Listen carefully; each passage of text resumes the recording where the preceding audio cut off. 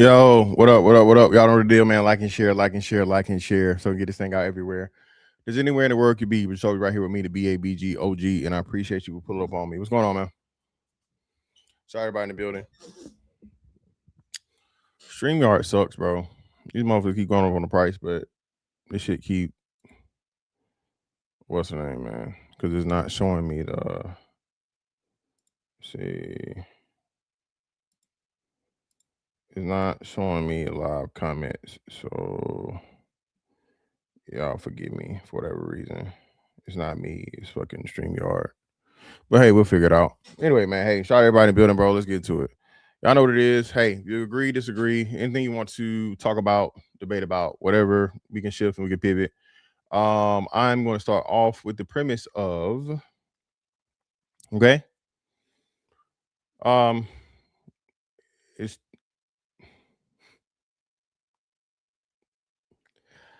hey, either build a time machine or get over slavery. Fuck it. I said this before. This is the show for this one. Either build a time machine, man, or fucking get over slavery, dog. Again, slavery is unfortunate, it's horrible, horrific, all these different things, but unfortunately, Black people have a infatuation with slavery, and for some reason believe that the American chattel slavery we know of is the worst, you know what I'm saying, kind of slavery ever on the planet. When again, bro, y'all understand there was slaves in the Bible, right? All right. Men have been subjugating other men, or humans have been subjugating other humans to servitude since the beginning of time, man. Okay. And a part of the control of the quote unquote white supremacist system is the belief that the origin of Black people starts with slavery. Okay. Even the FBA thing, right? Or ADOS is rooted in your ancestry being slaves. That is extremely problematic if you ever want to have a ruling class mentality. Okay. Again, the term Slavic people, they were called that because the first major people, like, you know, enslaved by other people, right? by other cultures and other groups were the Slavs. All right. Well, hey man, it wasn't the same. It wasn't the same. Indentured servitude and whatever. No, that's just not true. In some cases, yes, but in some cases, no. Y'all know that hell, they were some men were what you call it? Men were turned into motherfucking eunuchs, bro. That was a part of their slavery. They were kept alive, but their motherfucking balls were cut off. Throw your ass down.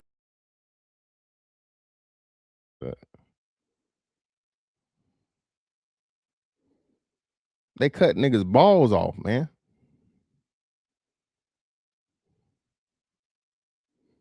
What the fuck is it at? I know I didn't get rid of that one. Oh, there we go. But truth is, when you snip a nigga's nuts, Snip the niggas' nuts off, man. Okay.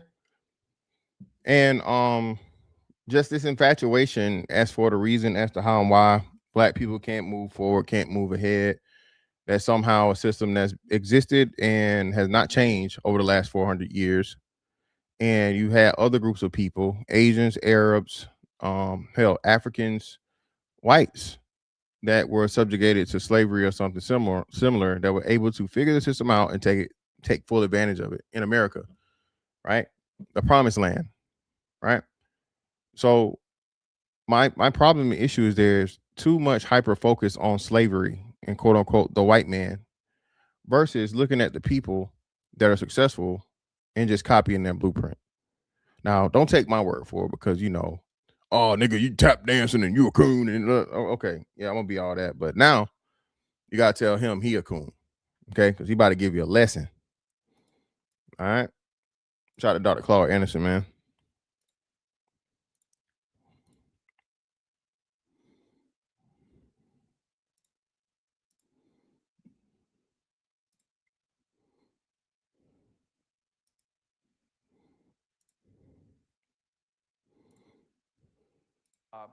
A German warship for supplies. Those blacks were free at about year 1624. But something very important happened right before 1624. In 1621, you had a black guy named Anthony Johnson. Now, we talked about Anthony Johnson a couple of times. People seem to forget about that. And the fact of the matter that you forget about that, it lets you know that shit is purposeful. Okay? All right? One of the most, the most famous slavers of all time. I'm gonna just let him tell you. Okay? Let me tell you. Anthony Johnson came to the United States in 1621. Came in from England as a free black. At the same time, you had those other 20 black slaves brought in here in 1619, the first 20 blacks. But this black came in as a free black in 1621. So when y'all make this reparations argument, okay, I keep saying this and nobody takes me serious when I say that. Y'all understand that there were not only black slaves, there were also white slaves at a point. They changed the law at some time and point to where white men couldn't be slaves. But if you're talking about slavery, what you gonna do when a white man got to get cut a check? What you gonna do when a black family, Anthony Johnson's family, is responsible for paying reparations, right? Or how do we do this? That's what I'm asking. Because everybody gets mad when you challenge it, but nobody wants to actually go through the process and make a counter argument as to where you can, because you're gonna have to fight the United States government for this shit.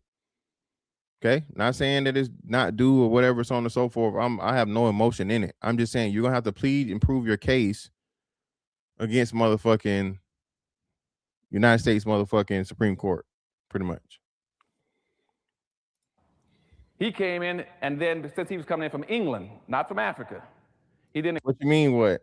Now again, we keep telling y'all this. Listen, every black person was not a slave. This is what's wrong with you slave-minded niggas. Okay? There were European blacks. Shout out to the fucking finance girl from, I think it's like, what is it? The girl just went viral for her accent in Scotland. Okay? Scotland and Ireland. The black Irish, that's a thing. The black Scottish, that's a thing. Y'all niggas only think that, you know, everything came from Africa and that's it. We keep telling y'all this, bro. That's a part of the fucking mind control. That's a part of the motherfucking propaganda. That's a part of you being permanently enslaved, thinking that there's no way, shape, form, or fashion that you was anything other than a slave. And 99% of you niggas hadn't done no motherfucking research.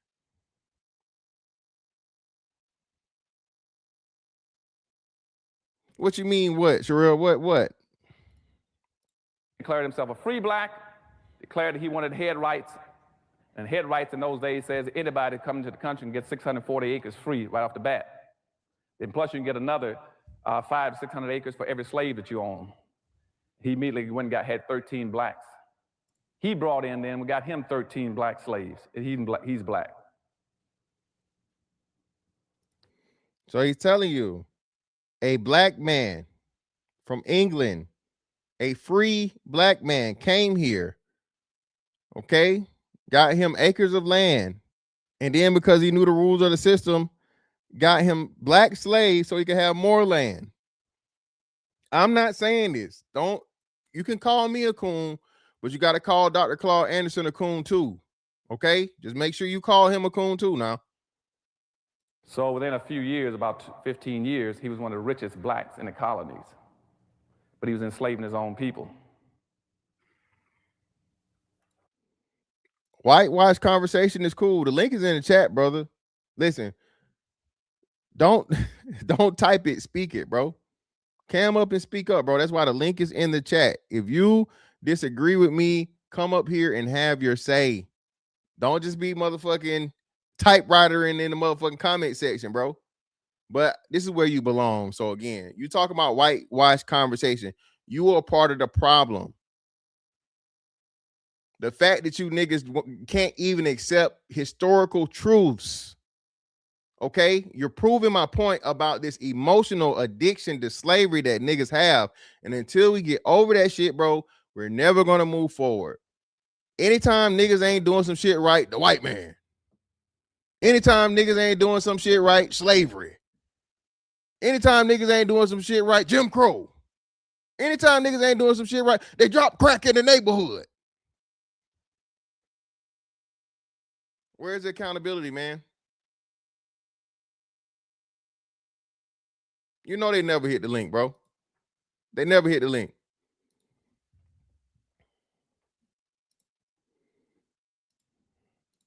Now, going up to 1638, Maryland colony then put out a public edict that laid the cornerstone for racism in this country, saying that now that black folk coming into this country and they began to intermingle with whites and socialize like Johnson and trying to integrate, we got to pass a new law. So the state of Maryland put out a law called the Doctrine of Exclusion.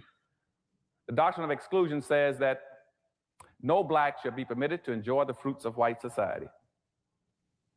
That was in 1638. Now, Johnson still had it. He's really built up his land now. He had all kinds of land and a whole bunch of slaves, getting close to about 70, 80 slaves now. And a white guy went over to one of his plantations. And one of the black slaves there, named John Castor, asked him, says, why am I a slave here with this guy? He says, I didn't know that. He says he owns me for life. How does he own me for life? And the white fellow who was a plantation owner also said, look, he doesn't own you for life. You know, didn't you contract for indentured servantship? Indentured servantship normally runs 5 or 7 years. Now listen, free black man turns into one of the most prolific slavers in the country. A white man comes along and say, hey man, this shit ain't for life. It got limits to it. You know, indentured servitude. A white man was trying to help the black man that was a slave to the black man. Let's see how it turned out. What do you mean he's got you for life? This black guy said, I've been working for this Anthony Johnson, this black. Fantastic. There's an argument to be made. If Indians and Japanese could get reparations, then so could others. Now, I counter that we need to focus on doing away with SSI and Medicare. Listen, I have never said, and I will never say that black people do not deserve reparations. I've never said that. I said you niggas not gonna get it. Me saying that you're not gonna get it doesn't mean I agree with it's not deserved. I understand that argument. The problem lies though, right? We never assess it equally, right? Now, the reason why the Indians were given what they were given, land and reparations, whatever you want to call it, America made contracts with the Indians. This is a fact. It's not an opinion. It's not my feelings. America made contracts for the Indians. See, that's what niggas get fucked up all the time as to where we feel, but we don't motherfucking understand the deal. We feel, but we don't understand the deal. If you ain't got no signature on no paper, bro. You see what I'm saying? And shout out to the, I think it's the Gullah Geechee. Shout out to the Gullah Geechee people up in South Carolina. The Gullah Geechee people got their land. Why? Because they had a signed contract with the federal government for that land. Well, slavery was fucked up. Slavery was fucked up, yes, but slavery was legal at the time. Now, can you make an argument to say, hey, this was fucked up and it was illegal, so retroactively we should be compensated for? I think that's a fair argument to be made. You have to build that argument, though. You can't use false equivalencies. You can't use Japan. You can't use China. You can't use Israel. You can't use any of those other things because those are foreign nation states, and people from foreign nation states have their own homeland that can go to the fucking World Council on their behalf and say, hey, you mistreated our people. You have to get them right. This right here for America is going to be adjudicated within in-house because everything happened here. It's not Japanese people that was put in motherfucking internment camps because of, going to war, and that's illegal.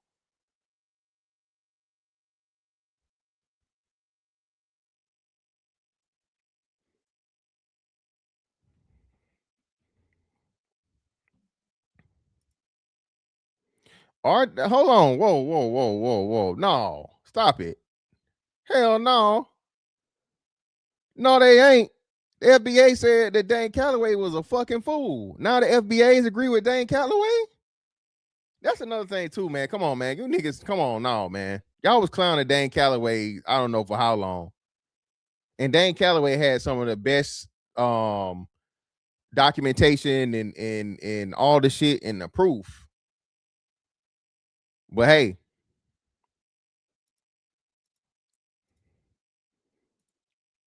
Oh, you in the west? I got you. Hold on. I got you. Oh, you in the vertical. Give me a second.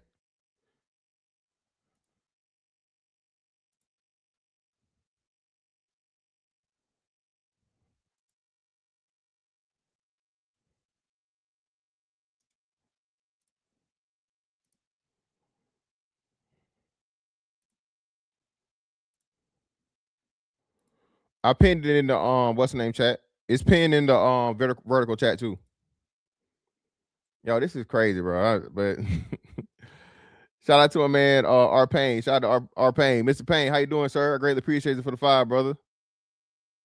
Ain't nothing but some money. Truth. Indeed.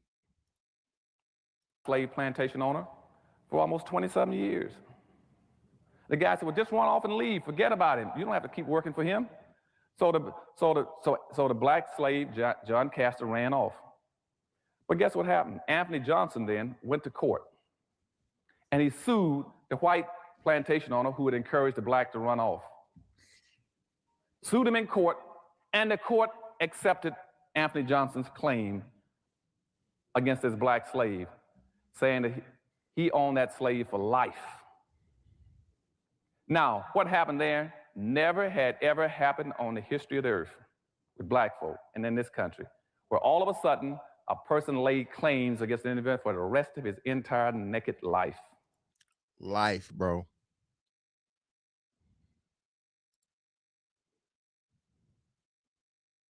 I still got it. I know I didn't. I didn't delete that. Here we go. Tell me, so how did I get life?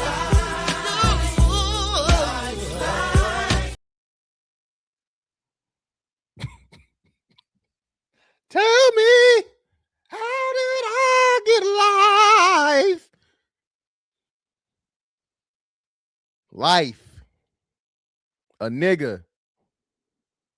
See, I keep telling y'all this, and I think this was one of the pivotal points again that we have to deal with, dog. Bro, ain't nobody gonna do you dirtier than a nigga, bro.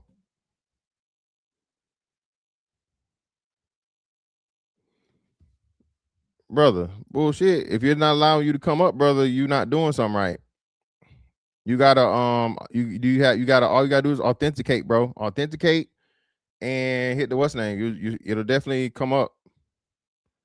Copy the link, put it in your thing. As long as you got a mic and a camera, you should be good. If you don't got no microphone, that's probably why. You gotta have a microphone and a camera, brother.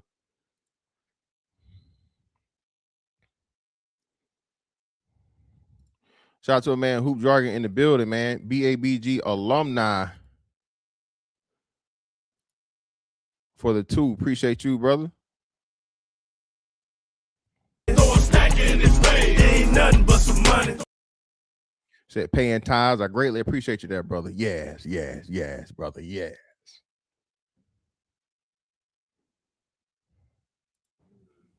And it was a black man. And once that court decision was made, whites picked it up. Robert Platinum, they don't want to hear this, bro. Robert Platinum, they don't want to admit to any of these things, these facts that are easily just Googleable. I mean, Robert Platinum, I'm pretty sure we learned that because we had to learn about World War II and our Nagasaki and Hiroshima and shit, right? The bomb, right?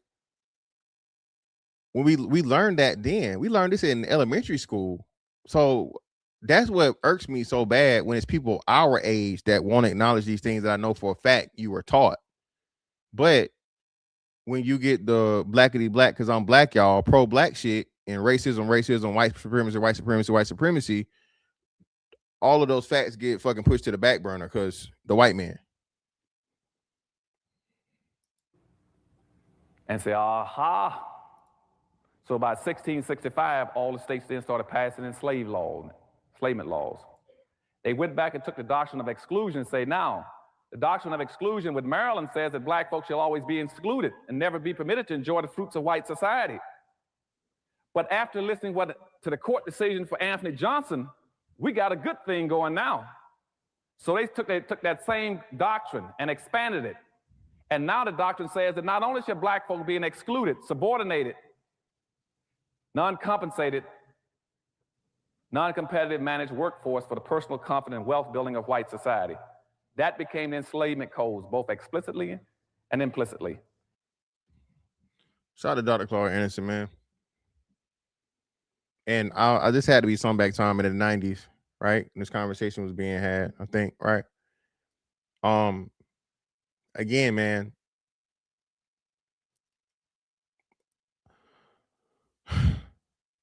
There's a lot of misplaced emotion in these things, man, right? And again, shit is fucked up, right? I understand that.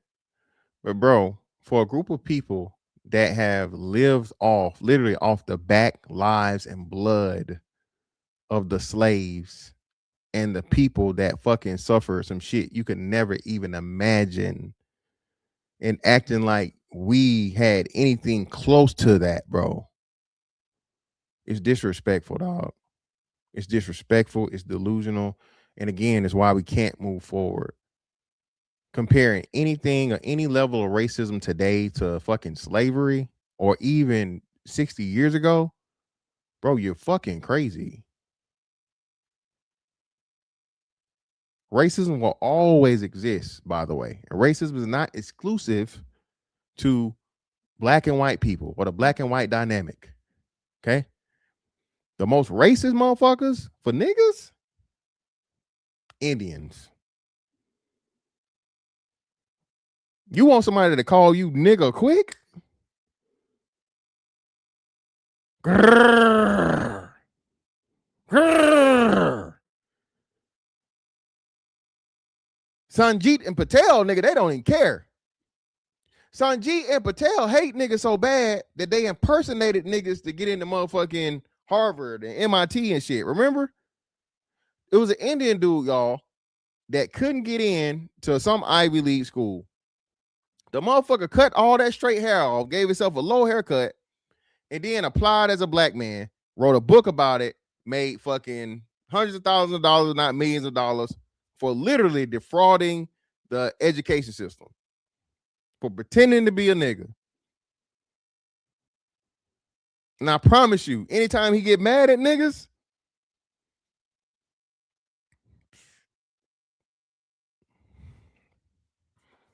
and all the states began to enact it then, based on Anthony Johnson's ruling in court that he owns another black person for life. Now the system picks up. We jump now up to about 1704. 1704, there's a black kid. There are a whole bunch of slaves coming in from Africa on a slave vessel called the Eagle. The Eagle is heading towards America. There's a young black boy on there, along with some other older slaves. The slaves decide to revolt on the ship. And they took over and knocked the captain down, took over the ship, and took the weapons, and we're going to fight to take over the control of the ship and head it towards back towards Africa. And as one of the older slaves grabbed a machete, and he said he's going to kill the captain so they can completely have control of the ship, as he swung at the captain, a young black slave jumped up and got in there and protected the captain and took the blows himself, which chopped off one of his arms and protected the captain. And by protecting the captain was able to recover the control of the vessel, put down the insurrection, and it then hung all the blacks who were trying to revolt, except a young black kid who was only 19. When the captain got to America, he gave him to supposedly a benevolent slave owner and rewarded him with recognition, and says that after he's been educated and recovered from his wounds, that he's to be set free. And again, this young boy, he placed more importance on protecting other people than getting his people out of a dilemma. And pretty much he goes on to tell several other stories about slave revolts and how niggas snitched on niggas and told and helped the white man and all this other shit. That's listen, man.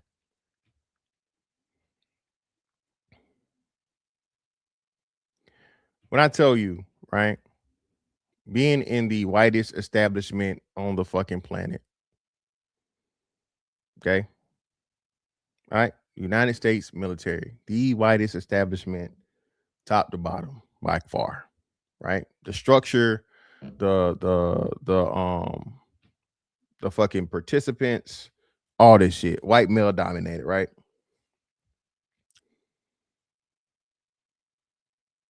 When I tell you, with the concentrated number of black people that I dealt with, I had 20 years. Now I remember I did 20 years. I had 4, maybe 5 that actually looked out for me. 4, maybe 5. Right? Now, we talking about ones that wanted to fuck me over, wanted to fight, felt like I was getting some shit or attention I shouldn't have got. Which you think was heavier? Which you think had more? And what made me so mad and perplexed, bro, was again, I tell you all the time. Anybody in the Navy tell you about the Filipino mafia, bro. Filipinos, bro, them motherfuckers, dog.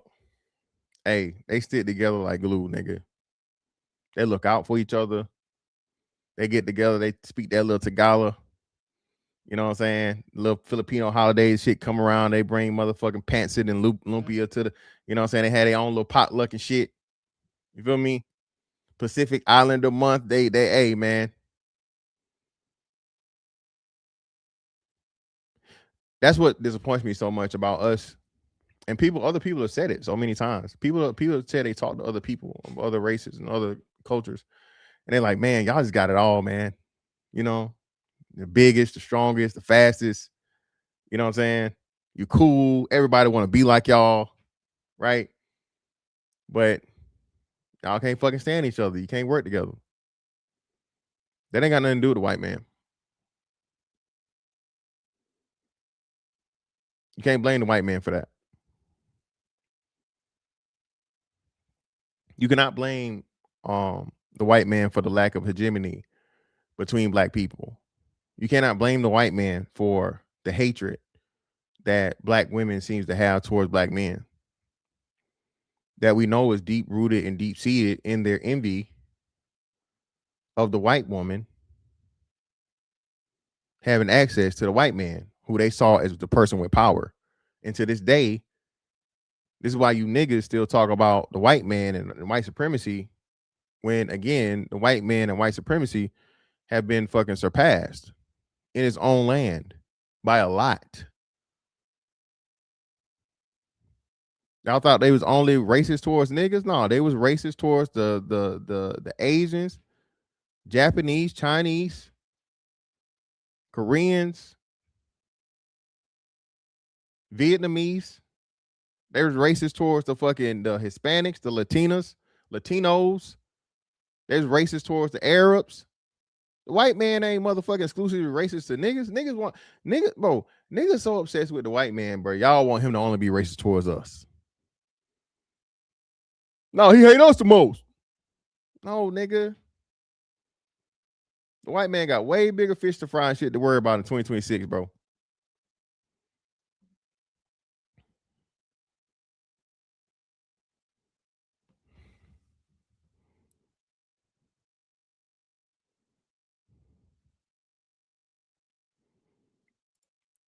If people understood that dollars are lent into existence, they'll understand why reparations aren't necessary.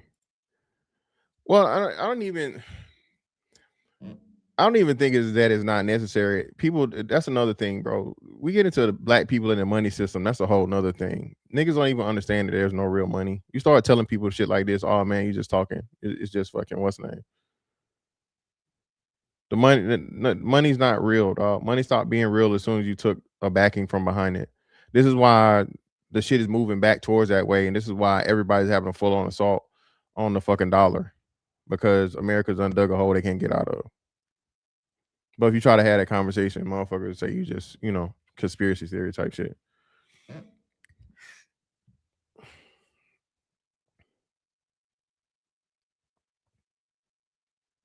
But yeah, man, another Black History Month, that I think we share somehow with the brotherfuckers. I think it's Black History Month / Rainbow Month at some point in time, which I don't know how you niggas allowed that shit. But then again, I do.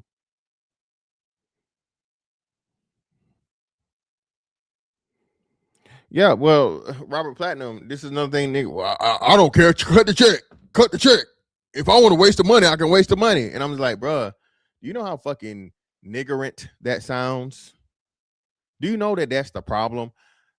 Robert Platinum, I remember before I got on what's name, I was on Facebook, and I was like, hey man, it's tax time again. Don't go ball out with that check. You know what I'm saying? Don't go motherfucking get that car off the lemon lot. That Benz with motherfucking 200,000 miles on it. 25% interest rate. That shit gonna be broke down in about a month. Don't do it. You done did it for the last 3 tax times. You can't tell me what to do with my money. Why you pocket watching, nigga? Why you pocket watching? All right, bro. All right, brother. You right. You got it, man. Show money. Do what you want to do to it. Do what you want to do with it, man.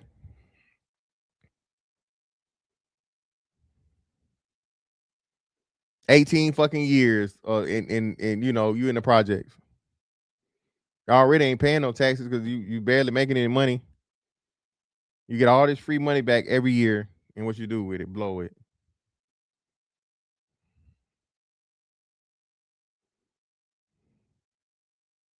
Well, no, that's not an honest argument either, right? That's not an honest argument because he told you before the slavery shit from Africa really started growing. It was already people enslaving people. So before the African shit really picked up heavy. So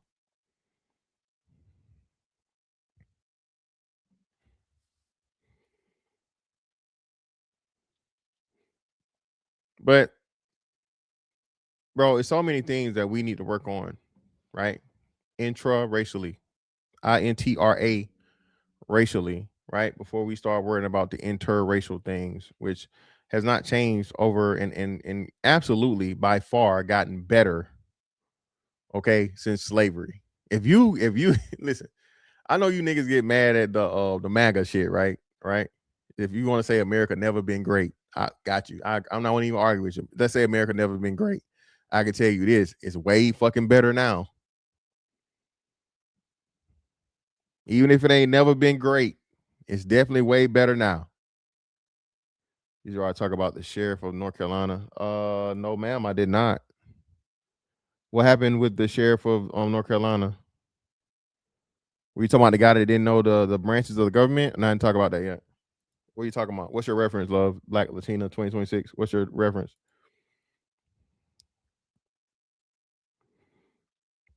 Scott, you can't tell anybody that, Scott Dickens. You can't tell black people that. You cannot tell black people that, again, slavery has been on every continent except Antarctica. Every last fucking continent.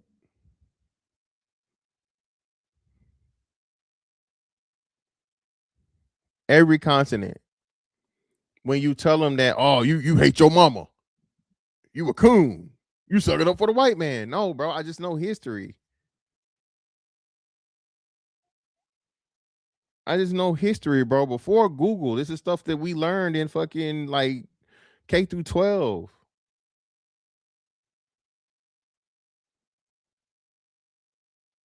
No, Skull Lemonade. No, see Skull Lemonade. Here you go. Skull Lemonade. You can hit the link too. All you motherfucking universal healthcare motherfuckers, bro. Give me the fucking country, okay, with 300 million people. When y'all use Sweden, you can't use Sweden. Sweden got like 5 million people. Canada got like, I don't know, maybe, 50 million people or some shit. And 90% of Canada isn't even inhabited. People from Canada will tell you, as long as that shit is a sniffle or cold or some shit where it's nothing serious, hey, it's cool. It's good to go. All right. But as soon as you need some serious shit get done, guess what a motherfucker from Canada doing? Trying to get their ass across that border to America. Now, listen, I am not for big pharma. And I talked about this before. The United States fucking, the whole system in the United States, bro, is nothing but crony capitalism. This is what's fucking everything up. The greedy just keep being greedy and running the price up on everything. Okay. So please don't put it to where I'm defending big pharma and healthcare fucking health insurance. Not at all. That's not what I'm doing at all. What I'm saying though is there needs to be, and you have to pay for quality. Point blank, period. You have to. Now, should it be to the point of where people can barely motherfucking afford it? No. But that's the problem of too. What I said, this is why you have to have term limits in Congress. People talking about presidents' term limits.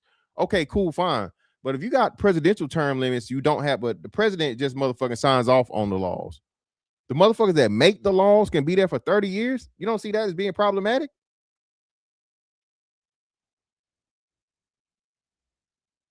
That's the problem. You should not be able to be a congressman and or senator for more than 3 terms.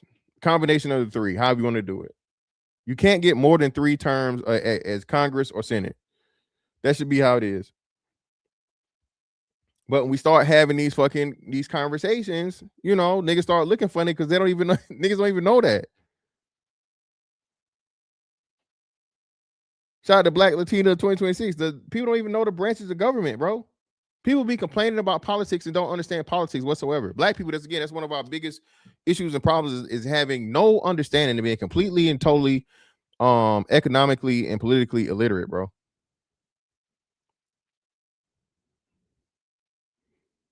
Illiterate, ignorant, however you want to put it, right? Yeah, not trying to, Mar. What the fuck you mean trying, bro? They just did Ilhan Omar. Who was the other one they did? They did Ilhan Omar, and it was somebody else. To where, bro, these motherfuckers' net worth increased by 1,000,000%. How the fuck you go from $50,000 year one, and by year 3 you got $8 million? $8 million with shell companies. Clear fucking fraud. Clear fucking, cooking the books. Clear motherfuckers,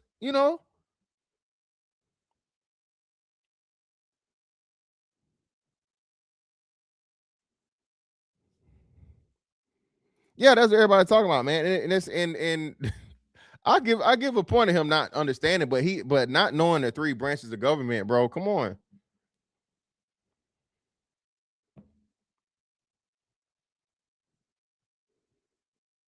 But hey, man, ignorance is bliss, and it's okay.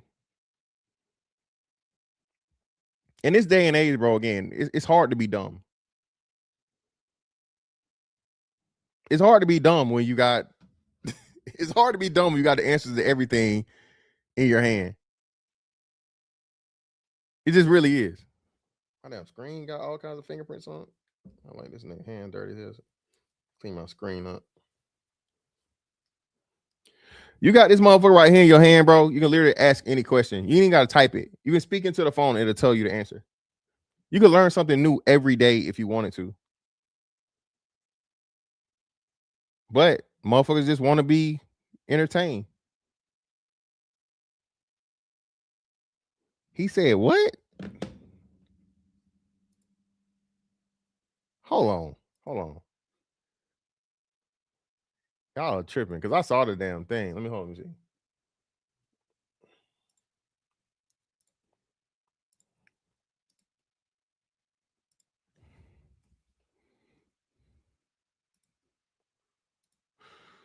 Oof. Black sheriff. Branches. Government.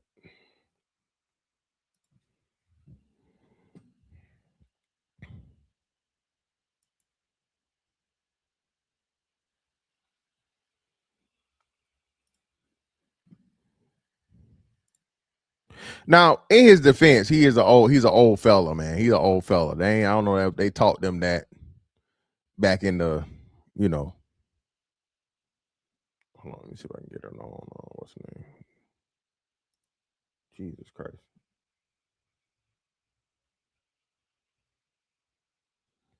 You can.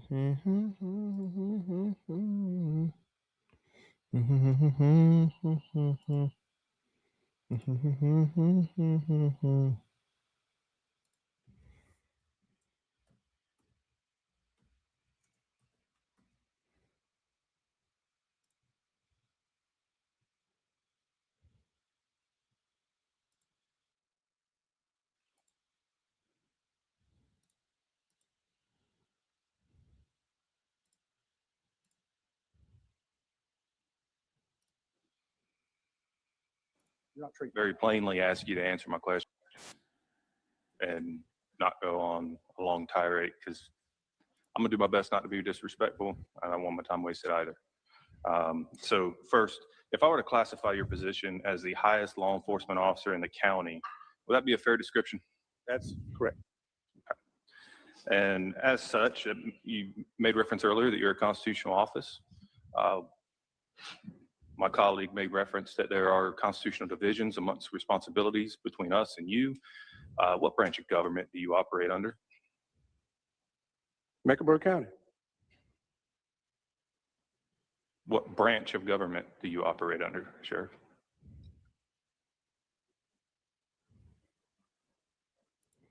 And is this a state? Is this a state Congress or this is national, right? This is just state, right? This is the state Congress. Correct me if I'm wrong, y'all. State Congress. You should be able to hear this.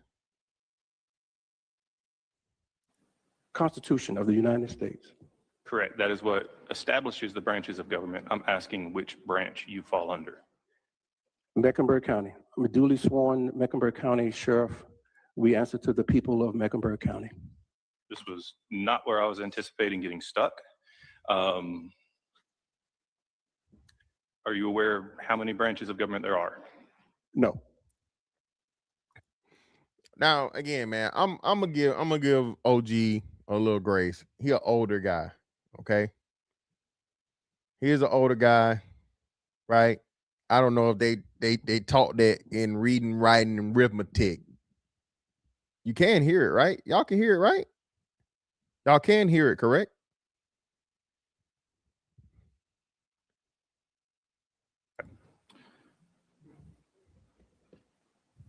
For the sake of debate, I will move on and say there are three branches of government: legislative, executive, judicial. Of those three, which do you believe you fall under? I believe I fall under the last one, Would you say it to me? judicial. You are incorrect, sir. You fall under the executive. And as a member of the executive, what do you believe your primary function is? Care and custody of those in my custody at the Mecklenburg County Detention Center. That is part of what your responsibilities as sheriff are, sure. But as a member of the executive, your primary function is to execute upon the law, to enforce the law.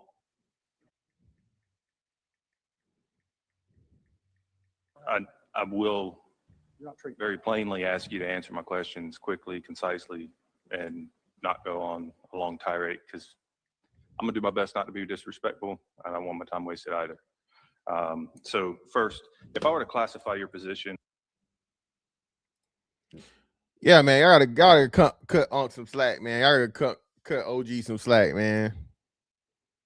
He old enough to not know.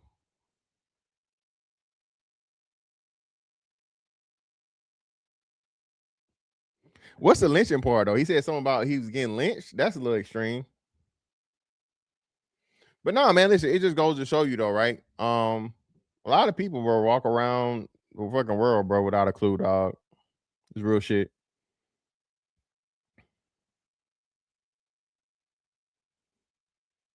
Real shit, man. Shout out to Top Hat becoming a member. I greatly appreciate you, brother. And I guess you upgraded your membership. I greatly appreciate you, brother. You're too down with the gangy. You're one of my members. Oh, come on, Black Latina. Why I feel like you is this your story? Did you write this article, Black Latina? Are you a reporter from that from Mecklenburg County? You know everything about this shit.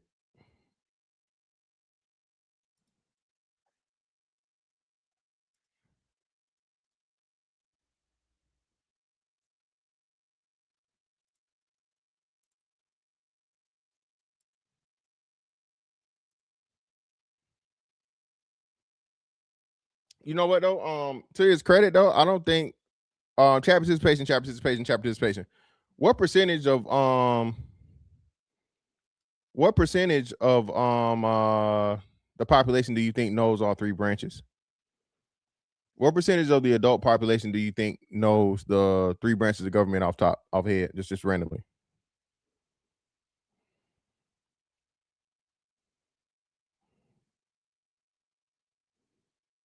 What would y'all say if you had to take a guess?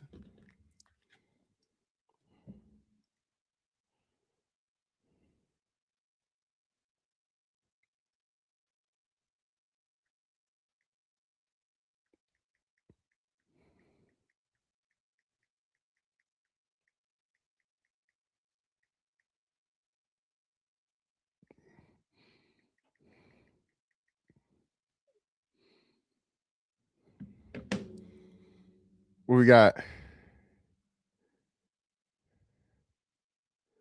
20%, 70%, 30%, 20%, 10%, 30%, 60%, 70%, 40%, 40%, 10, 20, 10, 30.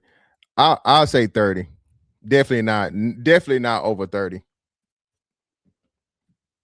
Not over 30. You could get away with 10, but no more than 30.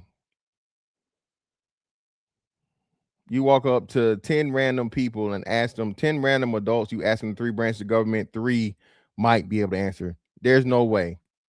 Unless your ass standing right outside of a college campus, and even then, I don't think you'll get 7.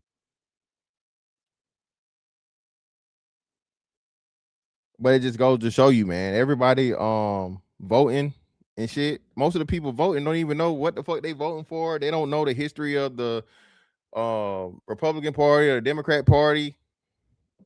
They think that America's a fucking democracy.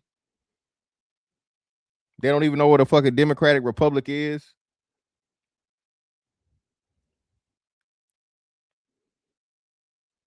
Motherfuckers don't know none of this shit, man. And again, what makes it so sad is I know we were taught it, but at some point in time they stopped teaching.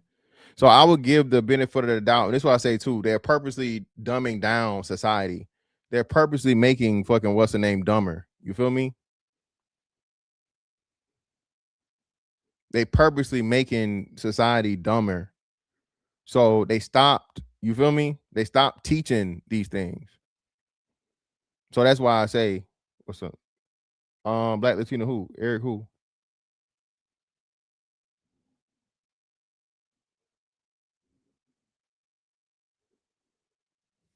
What up, Fishing and Fit? What's up, brother? Yeah, hey, KP, that's what I'm saying, bro. I know I ain't tripping. I'm telling you, a lot of the stuff that we were taught, bro, and especially anything involving civics, bro, they deliberately stopped. They stopped teaching that shit ASAP. Anything that was pro America, anything that was, you know, patriotic, they took that shit right on up out of there.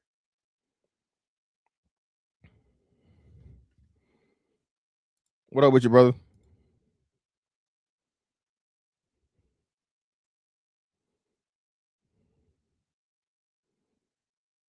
Yo, chill out. Chill out, bro.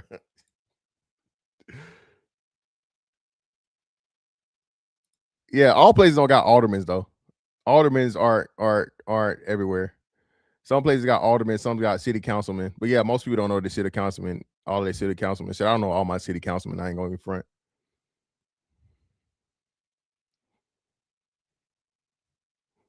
Patriotism is not bad. Every country practice patriotism.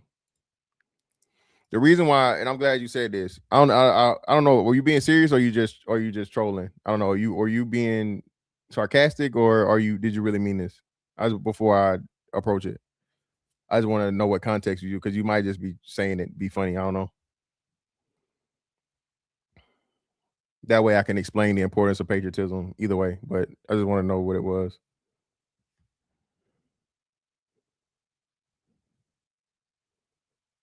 Hispanic. I don't okay. Oh, it's okay. Okay, cool. I bet. So I'm still glad you said it either way, right? Because I gotta explain this. Yeah, Black Latina Love. I don't remember that name. If I saw the face possibly, but I don't remember that name. I don't remember that name, but I might know the face. But so this is the reason why patriotism is important, right? Patriotism is important because a big part of any sovereign nation and sovereign land is what? Military and men that are willing to defend and die for it, if possible, against other men of sovereign nations, right? So if you kill patriotism and you make America this horrible place that's nothing but racism and thievery and, you know, they hate brown people and all this other shit, well, you kill it from the inside, because now you're telling the men, right, that are supposed to have a love for their land and be willing to defend it with their life. Man, you ain't gotta do that lame ass shit. This is why I told the whole nationalism thing, where they turn nationalism into white nationalism and racism. That's one of the motherfucking worst things to ever happen, bro. If you kill the spirit and love for people of their country, nobody's gonna be willing to defend it, right? And this is home, and you live in one of the few places on the planet that's never ever had to even worry about, you know, the mainland, because of course, what's the name was hit, right? Hawaii was hit, but the mainland of the United States has never had one motherfucking drop of ammunition from a foreign land on it, bro. You feel me?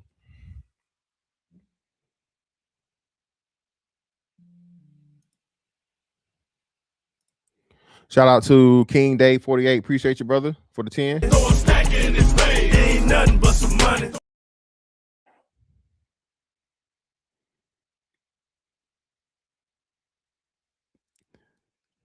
What do you think about this proposal? 30 years of service for senators, Congress max. No one's to stay in Congress over 70 years of age, whichever comes sooner. No, hell no. 30 years is too long. 30 years is way too long. Like I said, what, 3 terms? I know what Congress term is 4, Senate is 6, right? Congress 4, Senate 6, correct? Correct me if I'm wrong. Congress term is 4, Senate term is 6, right? Or is it 4 and 4? Shout out to Top Hat, V8V. Appreciate you, brother. Or is that 8585? I don't know. V8V or 585, depending. What's good, people? Grind hard, pimp hard. Appreciate you, brother. Ain't nothing but some money.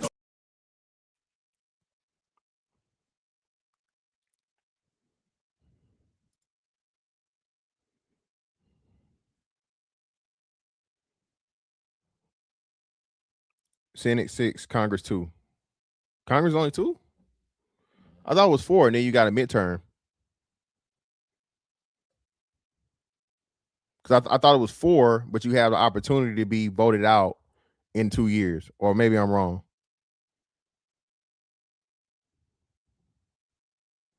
But either way, so Senate 6, Congress 2 or 4, right? Like I said, you get that would be so.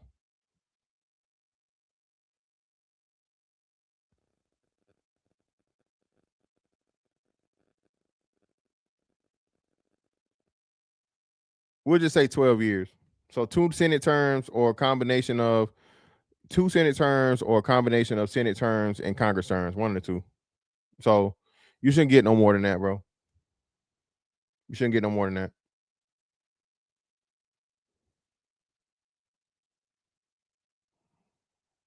You should not get more than that. Do you think movies like Leave the World Behind and Civil War are pushing America towards war? Shout out to Meme Call 221. Greatly appreciate you.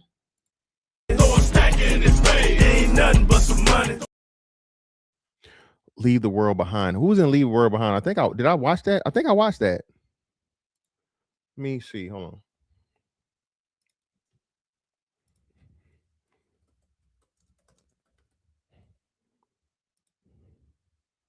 Oh, no. Oh, hey, meme call. No, brother. That's a whole nother thing right there. No, that's not. No, No, that's not pushing towards war. That's motherfucking warning you of the global fucking takeover. No, sir. That's not pushing America towards war at all. That's the ultimate plan for the elites and the robots to take over and controlling the fucking people and killing motherfuckers off. That's what that is, brother. I remember that. I watched that. I remember watching that when it came out. That's what that shit was.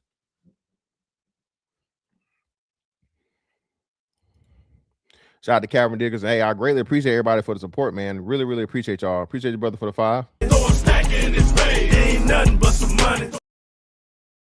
Fantastic. What did the Democratic Party get wrong in the last election, and what can they do to win the next election? They got everything wrong. Democrats got everything wrong because Democrats have become far left extremists. They push for things that people didn't want. They push for gender fucking surgery on kids. They push for a lot of fucking rainbow activity. They push for immigrants. They push for abortion. They push for everything that was anti-human being, not just anti-American. Anti-family politics, anti-gun, stuff to take away gun rights, and just everything that goes against the core of American existence and meaning. So yeah, they and that's what it was. My brother, what's going on with you, man? What's going on? I can't complain. Okay. Yeah, I was. Honestly, I'm not a real political guy. If you'd asked me that question, I might have got like two right. The three branches, I might have got like two of them right.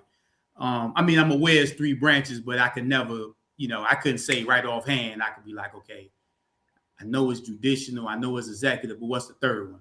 So I probably would get caught up with that. But I was gonna say too, with Black folks, because we still feel underrepresented in politics, we don't pay a lot of attention to it.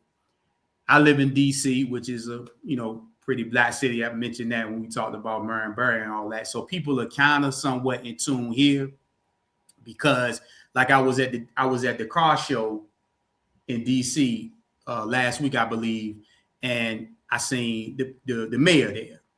And she, walked up to her, took a picture with her and all that. So a lot of the politicians in DC are pretty visible. Mm-hmm. And then the way DC is set up with wards.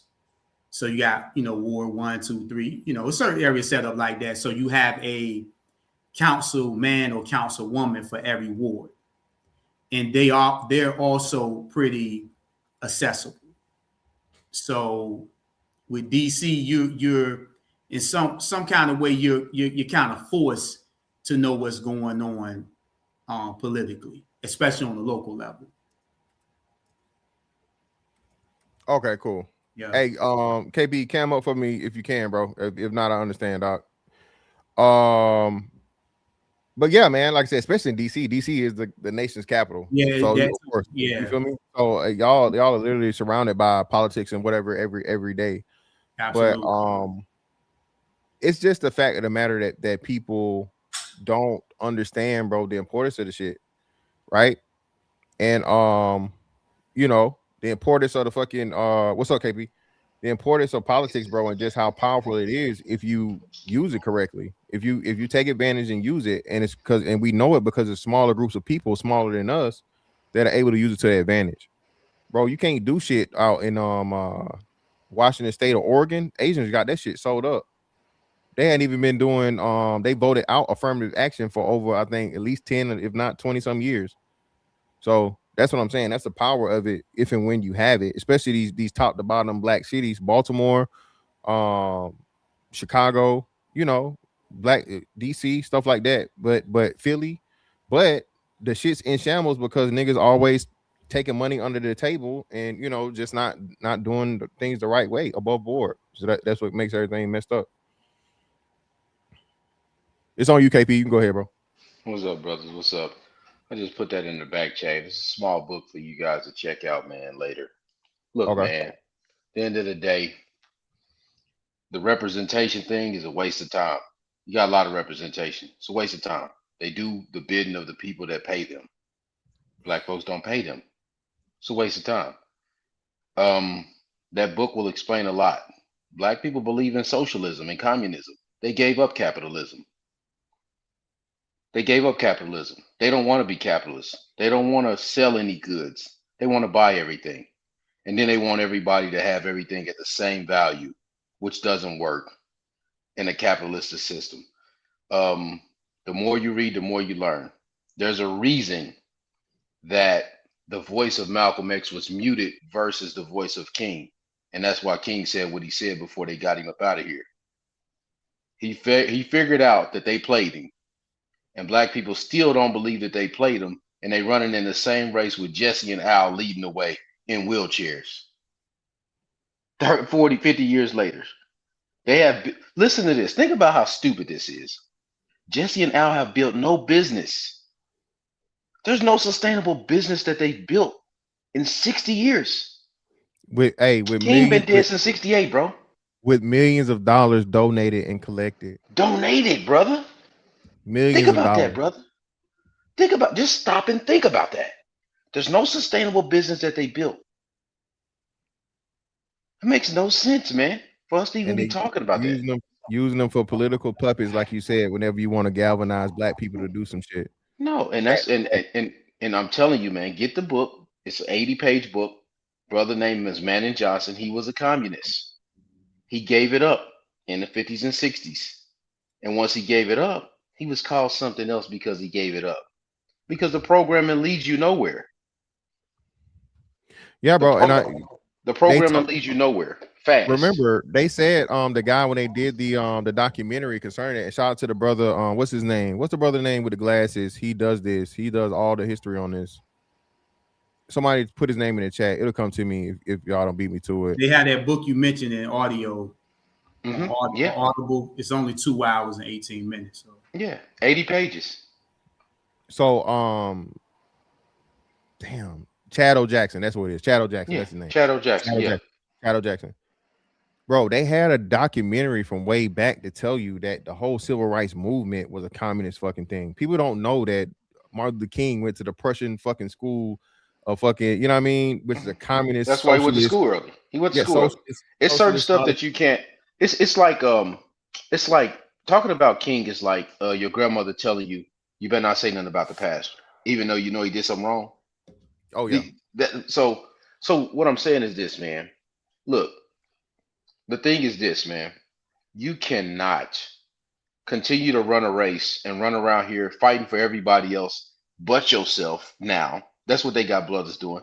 They fighting for immigrants right now when they were brought to the country against their will, which they'll tell you, which black people will tell you, they'll tell you quick.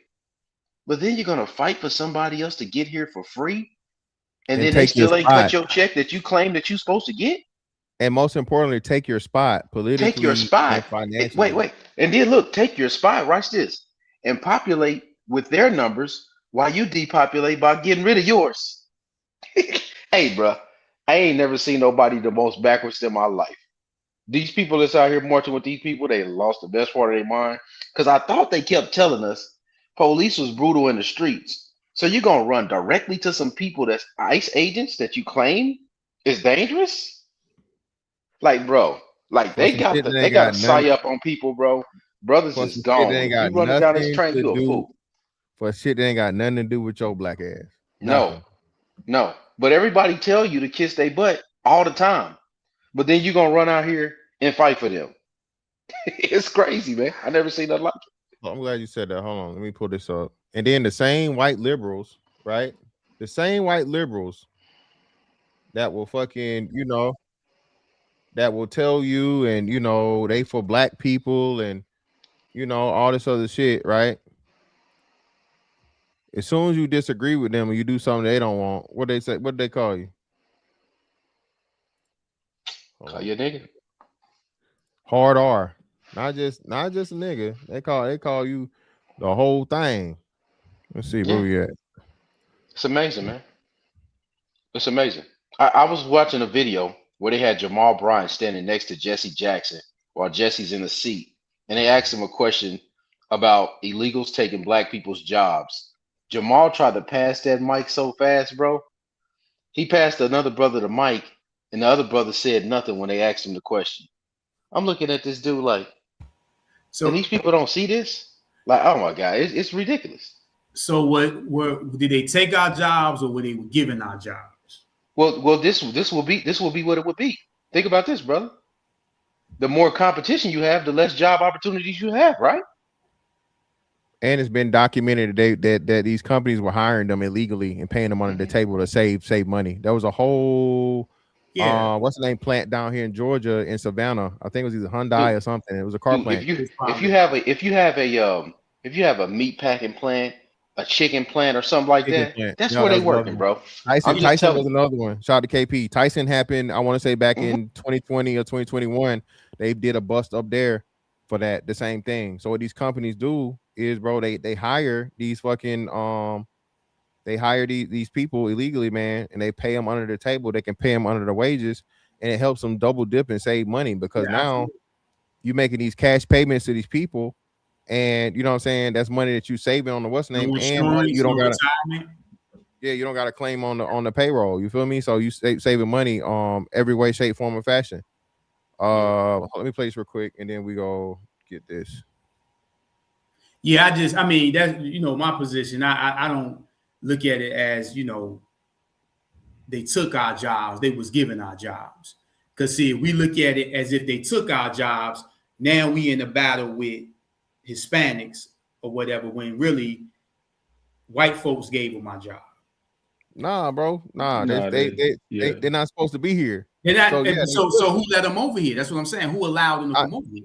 I feel you, but they not supposed to be here. Period. So it ain't both of them the ops. Because while your ass here, you're not supposed to be here, and why you hiring them over us? And like I said, but let me play this real quick and we'll get back to it. Shout out to the new people on the panel. Shout out to you, Trigger Man. Shout out to you, brother. Oh shit, my bad. Hold on. Like we should rip people apart from their families. Are you a man? Wow. Wow, is that a question? Wow. Okay. How do you feel about ripping people from their families? Does that feel good? Fucking house nigga here. Sir, I need to move. Fucking house nigga working for the fucking table. You heard them, they called him, right? House hard R. Soon as you disagree with him. Yep. House hard R, bro. Okay. What the fuck's wrong with you people? Why are you calling a woman a man? I mean, what kind of a guy does that? We fucking house nigga, bitch. Go look for your fucking face. Shout out to him, man. Shout out to him. He won the internet that day. Shout out to my man Calvin Dickinson for the $5. Greatly appreciate you, brother. Fantastic. When you retire, would it be in the U.S. or overseas? And what country would it be and why? Salute, brother. I'm already retired, bro. You talking about for good?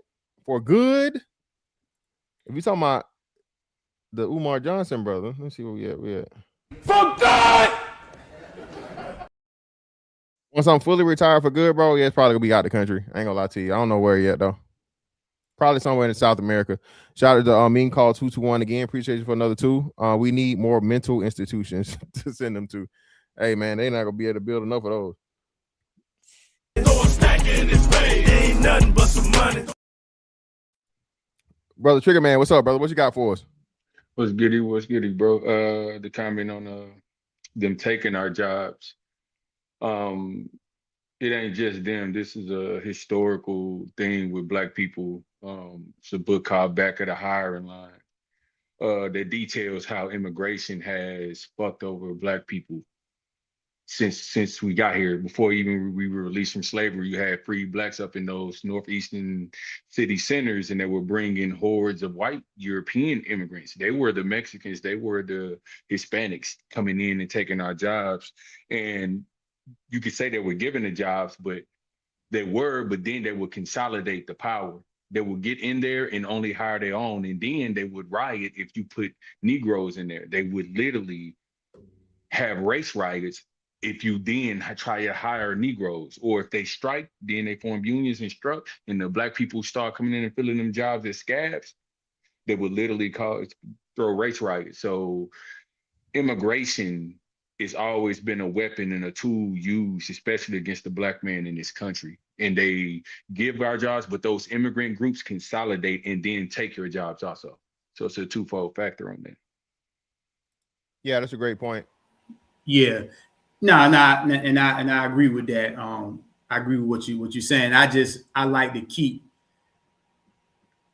like to let the white man off the hook with none of this, because again, that's what he does. He sells gun to both sides and let y'all fight amongst each other, and then act like, hey, these boys done took your job. How you feel about that? Yeah, man, send them back to their country. You let them come over here. So that's my thing. So don't have me fighting against some people that you allowed to come over here. You know how these people get over here. You know where they working at. You could send them back. You can give Black people the jobs, but you're not willing to pay us. You're not even willing to pay your own white folks. So we know what's going on. So I'm just saying, I'm not letting Hispanics off the hook, and I agree with what Trigger Man just explained 100%. I'm just saying I like to keep the energy right on white folks, because that's who created this mess from the giddy up. That's just my position. That's a good position to take. I understand your position, but let me ask you this. This is the problem. We're not moving. I don't think you're moving. I ain't moving. So this pressure that you think you can put on somebody, right? The reason that it doesn't work is because we don't have the businesses that we should have because we went into communism and socialism. You can't you can't put the press on somebody to hire you. Like, look at these athletes, right? You got your favorite athletes out here. They run around here. They got a league, blah, blah, boom. They play in the NBA, the NFL, whatever league. They cry about the guys that don't get hired and all of that, but nobody ever says form the other league. And when Ice Cube formed the Big Three, did you ever find it suspect that LeBron or nobody ever just was like, man, you know what? We're gonna just expand the Big Three. You ever notice they never say nothing like that? They never try to do that. They never do any of that. But you know what's gonna happen? I'm gonna tell you what's gonna happen. Niggas is gonna align with the NBA when they drop a 3-on-3 league, and niggas is gonna go watch it. And they gonna walk away from Ice Cube. Cause I know niggas. Cause I know niggas. And you know them too. It's just hard. You just don't want to accept it. That's all. I've accepted. I've accepted what these people believe, man. So what was the question exactly? There's no question. That's just a statement of what you're gonna see from the people that look like me and you. Okay. Because if you start a business tomorrow, brother, they're gonna ask you for a discount, knowing damn well you're in business and you have to make a profit. I understand people's sentiment when it comes to Black people and looking at communism and socialism, but there's a reason why we do it. Another book, great book, Color of Money, right? It details how we Black people have tried every capitalistic venture that we could try. We've tried it. We had hundreds of Black banks all across this country. We tried capitalism countless times over and over and over again and never succeeded. The reason why you never succeeded because you don't own none in the first place. You can't have capitalism. You can't own a bank, can't have a bank, and the people who put deposits in that bank don't own any land, right? So then when you go buy a house, your bank has to then transfer money to the white bank. So the money is going one way, but not back to yours. So that's why Black banks fail in this country. You can't. Black people have tried capitalism over and over and over. So the tendency to lean towards socialism and communism is there for a reason. I'm not excusing it, but it's there for a reason. Yeah, but so this would be a counter door to a trigger man, though, right? So understood if those were the reasons that you wanted to give, the facts or the things about Black people not owning anything that's not true. We've owned plenty of things. I just think we mismanaged a lot of the things we own, and historically, not taking care of the things that we had ownership of, or sold out too early. Right now, I understand there's a lot of swindling and stuff that goes on as to where people didn't understand the full value, or they didn't have a long picture for property, right, for business, and for a lot of those things. The problem is now, though, at what point do we start over and we start a new timeline of expectation? Because all the knowledge is here and has been here at least for our lifetime, right?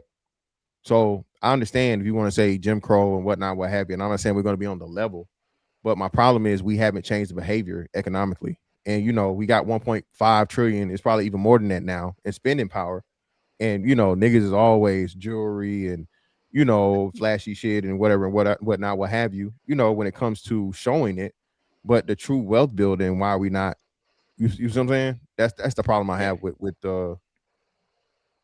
well, yeah, that's another part that I have with it too, because like Trigger Man, I understand what you're saying. I'm 42. So this is what I'm watching in my own personal family. I'm gonna just give y'all this. There's multiple houses that are still in people's names that shouldn't be in people's names, that's damn near dead or about to die.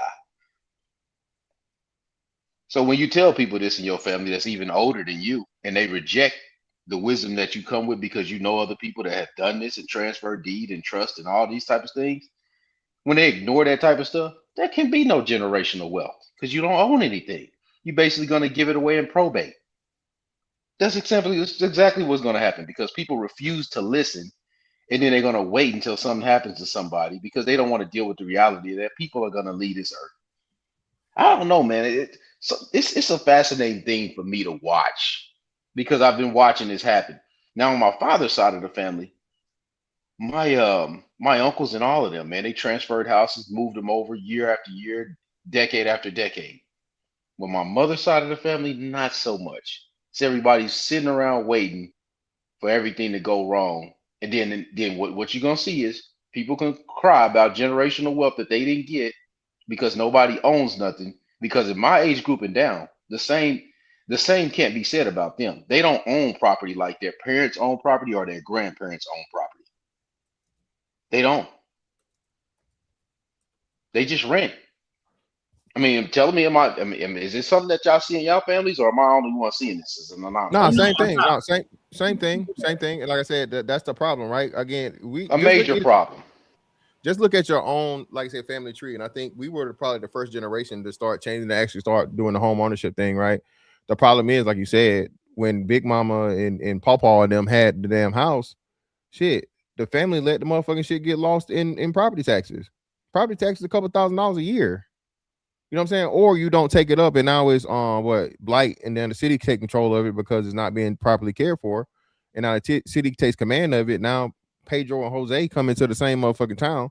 Shout out to what's his name? It'll come to me, but shout out to him. He told a story about how the Mexicans took a motherfucking a foreclosed house, man, all dilapidated, and in a weekend the shit looked brand new in the hood, in the fucking black neighborhood. While we was joking the Mexicans and shit about living, 10 people to a fucking 2-bedroom house, these motherfuckers stacking cash money, bro. Stacking cash money and making fucking plans and shit, starting they landscaping business. You know what I mean? All these different things, so on and so forth, pooling their money and then going up and buying all the property that they could buy. And now fucking, hell, Hispanics own more homes than fucking black people do. And we've been here the longest. Yeah, I'm just more of a proponent of us doing what we can and not just letting stuff squander like that, man. Because it just it's probably about 4 or 5 houses in my family that I know that's just sitting right now. That if I go remodel them, right, my name ain't on the deed, so I'm gonna just lose all my money for doing that. so it ain't no point in doing it. So you gotta let the elders that have the responsibility of that. They're just gonna do what they're gonna do. So again, go ahead, bro. No, my bad. So again, and everything that we're saying is right. I've experienced it in my own family with watching houses get lost, right? It's just we're not also dealing with the deeper issue on why is that so? Yes, it's not knowing about wills and trusts, but it's also the turmoil that's in black families that we have to also, deal with and unravel. So until we do that, because again, Hispanics, Koreans, and Indians, they're coming over here with their language, with their diet, with their woman, and they can get right to it with skills, with trades or whatever, where they could turn a dilapidated house into, remodel house in a weekend or what have you. They have those skills. Obviously, we lost all of that on top of all the turmoil that's going on within the families. And that goes back to what Trigger was talking about. Trigger Man was talking about. We keep going back to socialism or that whole statement of we need to come together, which I don't like, but we make those statements because we recognize that if we don't have a togetherness or on the same page, right, we're not going to really be able to do this thing. We know our money leaves the community as soon as we get it. When everybody else's money, it circulates so many, few times, if not 10 times, depending on what community you're talking about. So in some regard, are we willing to go 5 deep in the home, right? Our sisters willing to support a brother that has a construction business, that has a landscaping business, and a lot of those, get down and dirty type of careers. A lot of brothers know, quiet is kept, that sisters is not going to support a lot of these do-it-yourself type of businesses or way of life. So a lot of brothers have strayed away from those type of businesses and that type of living. And again, I'm not blaming, I'm just explaining on what I see the dynamics of why we just can't get it together individually, and collectively as a people. Well, with the Hispanics, we can say, hey, they're doing this and they're doing that, but they're on track to reach zero wealth by 2050 also. So again, it's a capital game, man. This is big bank take little bank. It's a capital game. And Black people nor Hispanics have never had the access to capital to compete sufficiently in the market. The big bank will always win. The big bank is going to keep chopping up and keep running up and keep taking the little bank because they have the capital. You can't compete with the capital. What they say, 90% of the stocks in this country is owned by 10% of the people. We can talk about getting in the stock market, but we can't compete against this big capital over here. They're going to ride the waves, the highs and the lows and eat up everything while we trying to scramble and going through emergencies and have to withdraw some money and try to get back in the game. They stand in the game, stand owning that stock and keep going up. It's a capital game. So I'm not saying that we can't do what we can do in our families. My grandmother had a home. I made sure that went to a responsible person in the family. It was left to pretty much all her descendants. My mother being dead, it came down to me. I had to sign off and say, hey, I'm gonna give this to somebody I know who's gonna take care of this in the family. And we did that. You know what I mean? So I'm not saying that you've got some families that are not doing that, you got some families that are doing that, but in the grand scheme of things, this is just a capital game. And without the access to proper capital, without the access to legitimate, real capital, our businesses will not flourish. None of this will flourish. Our Black capitalism cannot take off with this without this access to capital. I'm gonna add a little piece to it. I watched the TV series Yellowstone for those who've seen it. And one thing I realized by watching Yellowstone is you have to have muscle to protect your land, or as you put it, your capital. And that's another thing too. Historically, Black folks have not been able to protect what they have built, because our muscle would be the police, the government, so on forth. Like if you in the country or something, like in this TV show, for those who watched it, Yellowstone, they in the country, so everybody has guns. You can be your own first line of defense in areas like that. In the city, you can have a gun in your home, but you can rely more on government and police forces and things like that. But a lot of times we build things, but yet if we're not doing politics, we can't protect the things that we build. So we have gentrification slide in, we have code enforcement slide in, and different things like that, where we lose a lot of businesses and things like that. So we got to also learn how to protect our businesses, because that's what has happened, over the years. When we did build something, not just like the Wall Street, Black Wall Street, that's one example, in other cities that got burnt down. But even, like I said, just your business being ran out because you didn't have the capital to remodel your business. When a city came in with gentrification, hey, and say you got about $500,000 worth of renovations you need to do to get this building up to standard. And the bank, by the way, is not going to give you no loan. So you have 30 days, 60 days, whatever, a short period of time to come up with the capital. You don't have a short period of time. You don't have the money or the time or whatever. So what you do, you have to sell, walk away. Well, yeah, but this is the thing, right? So again, I understand that we're talking 40, 50, 60 years ago. I understand that, right? And day. That's the day, bro. Well, no, it's not today. So that's what I'm telling you. Oh no, it's not today. Well, I seen it happen in DC when gentrification. So let me tell you why it's not today. Okay. The problem is this, right? And especially you got to understand. So when the housing crisis and shit happened in 2008, it was because they created the subprime class, people that really couldn't afford houses, but they want to give them housing in the first place, right?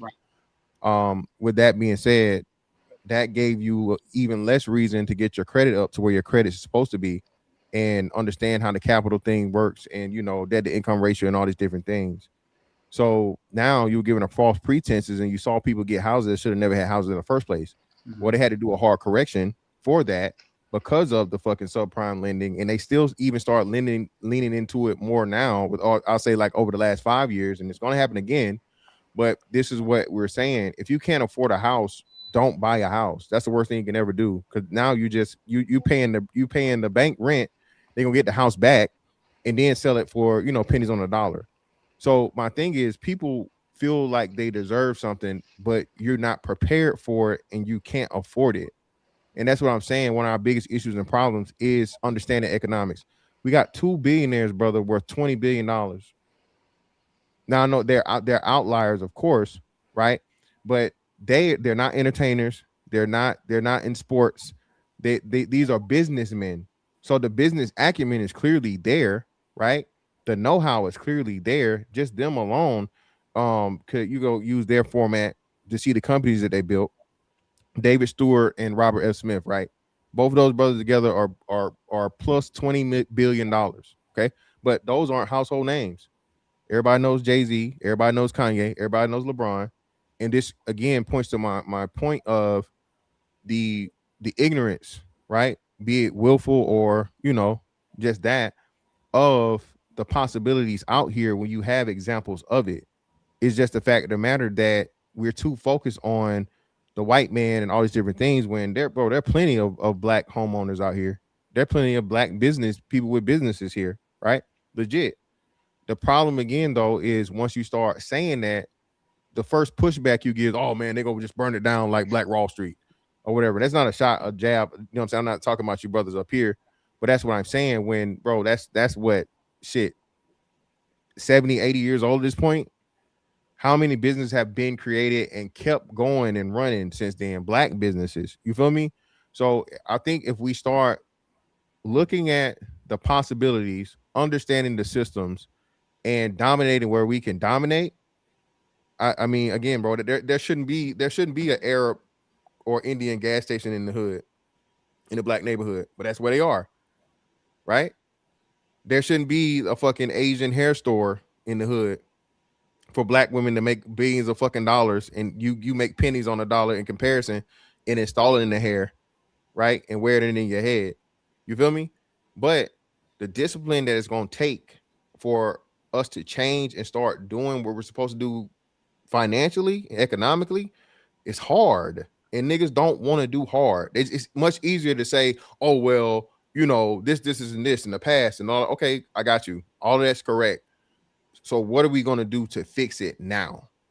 We can't change nothing. We can't change shit that happened back in you know what I'm saying, 40, 50, 60, even yesterday. You can't change none of that shit. But having the information that we know now, bro, I just learned this last year. SBA loan. Do you know that there are fucking SBA loans where you can go out here, you can fucking buy a business. All you need is 10% down for the value of a fucking business. And of course, you got to have the capital to support it. But got the capital to support it, enough capital to support it, and 10% down, and the fucking federal government will give you a business loan, bro, to start a business, something that makes revenue. You can buy a pre-existing business that's up and running and going good. You know what I mean? You don't even got to do shit. You feel me? And that's what I'm saying. I just think that we don't hunt and look for the opportunities enough because we don't know, right? Like I said, I'm 42. I just learned this last year. I never heard of an SBA loan before last year. But the thing is, once we know, each one teach one, and we do better versus focusing on the shit we can't change, you know what I'm saying, from the past. That's just my point. Nah, I understand, and I agree with that. I'm talking about, like I said, I'm talking about today. I'm talking about businesses today that could not afford to do renovations and could not get bank loans to do it. And they was pushed out due to gentrification.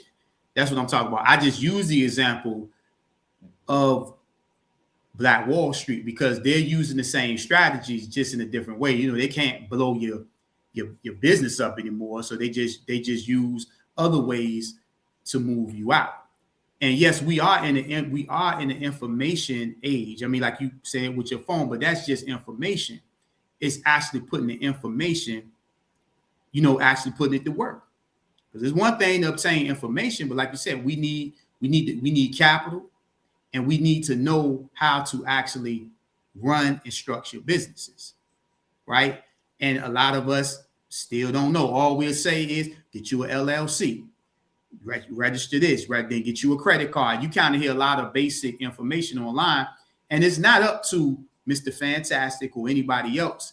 You have to go out there and learn the information yourself if you want to be in business. But it's a lot of information that we still lack. I'll give you an example. A friend of a friend, she had inherited her mother's business when her mother had passed away. And she didn't know anything about the business. But our mutual friend is in business and doing quite well, been doing quite well for 10 plus years. So with the shutdowns, with the money, with people been losing contracts and all that when Trump cut a lot of stuff, she wasn't able to make payroll. But she owed $30,000 in taxes. So the money, if you are in a what do you call it when you, I can't think of the proper term, but when you are in a struggle, I'm gonna just say struggle because I can't think of the term, you can go back to IRS and say, I can't make payroll. And they will refund you the money, which they did. And if it wasn't for our mutual friend telling the young lady that, she wouldn't have been able to make payroll. So it's just little things like that Black people have no idea that you can do, right? So we're still so far behind with a lot of information that it's not even funny, and we lose businesses and things like that for the smallest little thing like that.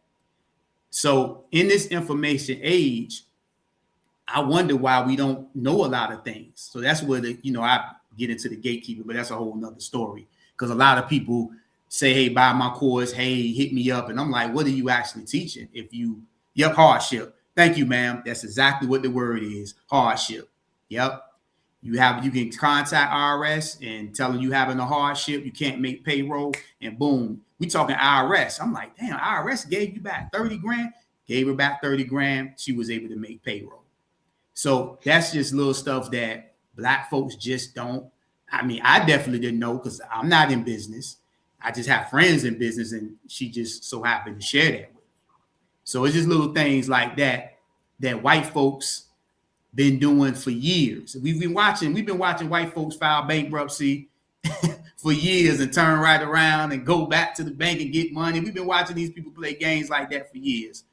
And they sit back and they look at us wondering why we can't do X, Y, and Z. But I'm gonna be quiet. I don't want to keep running my mouth, but yeah. No, it's cool. Go ahead. I like I said, I respect everything everybody's saying. I do not want to discourage Black people from going at it because of the obstacles we face, right? But capital is relative. We have some access to capital, but when you compare it to the larger capital out there, you don't own anything. As far as our businesses, the amount of revenue that we contribute to business in America, it doesn't even register on the scale. It just simply doesn't. And without that access to capital, you cannot grow. You cannot achieve these things on a macro level. You're going to have some exceptions to the rules. Shout out to Robert Smith. You know what I'm saying? It's a person I'd want to look more into and try to glean some game from and look towards as a symbol, somebody to aspire to. But the access to capital is the number one barrier. We cannot get past access to capital. Nobody can. There's no group in this country that will come up without access to capital. Some of these immigrant groups come here and they have capital already. They have capital coming with them, which is why they flourish. But if you come here and you have nothing, and you don't get proper access to capital to compete, when that capital comes in, like when gentrification comes in and that real capital comes in, you can have some money, you can have some business, you be doing your thing, doing all what you need to do. But when that real capital come through and they want what you got, it's gonna be hard to deny. It's gonna be hard to stop that money. You can fight for a little while. Yeah, it's a steamroll, man. That money roll right over. As the eminent domain, you can fight for a little while, but big bank take little bank. And like you mentioned, Mr. Fantastic, the gas station, because I always trip off that. It's 150,000 gas stations in the United States. only 29 or 30 are owned by African Americans. And I look it up all the time. That's how I just kind of know it off the top. I'm not that smart. I'm just fascinated by the concept that there are 150,000 gas stations in America, and only 29 or 30 are owned by African Americans. With all of the celebrities, and I don't put a lot of stock in celebrities because I don't even think they have enough money to help Black people. They have influence, but they don't have the money. To me, I don't look for them. I'm not one of the ones that say, oh, the celebrities and they put their money together. I'm not one of those ones, but they do have influence, right? Nevertheless, let me read this super chat real quick. Appreciate y'all, brother. Shout out to Calvin Dickerson, my brother, for missing your super chat earlier. Appreciate your silence first. Let me know. Fantastic. What should be done about crime? Most major city police departments are understaffed. Budget issues, judges are afraid, and nobody wants to be police. Whose fault and what's the solution? Crime, bro, needs to be heavier penalties. The only thing that's going to stop crime or slow down crime is the most harshest punishments, especially nowadays, bro. Niggas see jail as like an accomplishment and fun. So it's crazy, right? So unless you start having a real hard line to where people pay a lot of time and keep them off the street. What happens, and the problem is why you have a huge recidivism rate, right, is because a motherfucker do some shit and they get 2 or 3 years, right? They out in 2 or 3 years, they learn how to become a better criminal. This is not what I said. This is what prisoners said. Prisoners said all prison do is teach you how to be a better or worse criminal, however you want to work at it, right? So now you got 2 or 3 years to get out with good time, good behavior, whatever the fuck. So they do 85% of the thing, i.e. Pooh Shiesty, shout out to Pooh Shiesty, right? And now you right back in there to finish up the sentence or whatever you got to do, right? And now you're institutionalized. And then they come back out and they spread that same fucking poison to the public. And it's just, it's a cancerous thing, bro. So I think you got to start going back to this thing. And I know niggas hate it because, the white man, but no, it's not the white man, bro. It's about protecting society from fucking lunatics and absolute fucking just menaces, bro. Domestic terrorists. You got to do that shit. Can I make a comment on that? Sure, go right ahead. Yeah. So you got to pay people. If you pay people good wages, crime will drop. Giving people a lot of time, they're not going to do that because now you got the criminals locked up too long. Now people are afraid to commit crime. So crime drops, nobody's going to prison. They're not going to do that. So it's kind of twofold. But I would say ultimately, you got to start paying people. If you really want crime to stop, you have to start paying people. You can lock them up for a longer time, and then people may be fearful of committing crime, which could stop crime. And then the people that are getting locked up are not coming out. So you don't have the revolving door, which will stop the money from, as we talk about, the capitalists. So that's kind of, it's an unfortunate situation for blacks because a lot of us get caught up in that disproportionately, right? But I would always, me personally, would like to start. The hard part about being black is you're either tough as fuck or you're a coward, and I don't like the way that my brother. That can I finish? You know what I'm saying? Hold on, no, yeah, hold okay, on, brother J King. I'm J sorry. King, just real quick, just let him finish. Then you'll have it all to yourself, brother. Go ahead. I'm just fair enough. I'm sorry. No, you good. Go ahead. Yeah, so all I'm saying, I'm just more so about, getting brothers employed. And I definitely think that would, decrease the crime more so just than locking brothers up for a long period of time. That's it. All right. J King, is on you, brother. Go right ahead. What you got for us? Yeah, well, I was just saying, like, it's really hard to walk around and try and get a job when everyone thinks blah, blah, blah, because of the color of your skin. But it's also really easy to get good at crime because of the color of your skin. Like, it goes both ways. Like you can't pretend like it's not fucking easy for me to just take something from somebody.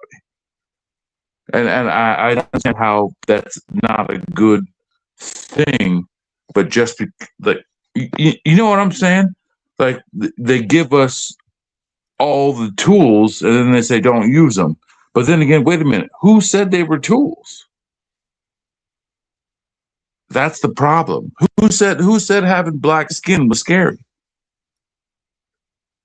That's my issue. So who said blacks what now? Who said black skin was scary?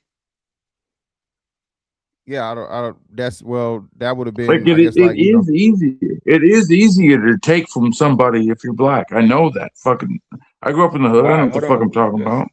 That's the second time you said that. Why? No, it is. It's most definitely is, and everybody, dude, don't pretend like it's not. Like you can walk up to somebody and just fucking take shit. And if you're white, you can't take shit from me. But if you're black, I'm like, all right. I got you. Hold on, real quick. So let's just double set. So first off, J King, brother, are you white, black, mixed? What are you? Because we can't really see with your light. Oh, yeah, I'm a mixed race. Oh, you can't see me. I'm sorry. My your light is just bad. So you mixed. Yeah, got you. Mixed. Okay. There you go. Yeah, there you go. Cool. All right, cool. So when you say that white people can't take things from people, but black people can, what's your data behind that? What do you mean, bro? Don't lie to me, man. Don't pretend like you don't know it's dangerous in the hood. I got you. This is what I'm saying, right? So the problem is when we do this, right?